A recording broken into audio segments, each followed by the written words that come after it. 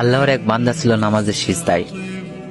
আল্লাহ ডাক দিয়ে বলে, বান্দা, তুই যতই নামাজ পড় আর যতই সিজদা কর, তোর ঠিকানা জাহান্নাম। এ কথা শুনে বান্দাটি বলতেছে, আলহামদুলিল্লাহ। আল্লাহ বলে, এই বান্দা, জাহান্নামের কথা শুনে কেউ আলহামদুলিল্লাহ কয়? বান্দা বলে, আল্লাহ, জাহান্নামের মালিকও তুমি, জান্নাতের মালিকও তুমি। তুমি আল্লাহ যদি খুশি হয়ে আমাকে জাহান্নামও দাও, আমার আপত্তি করার কোনো অধিকার নেই।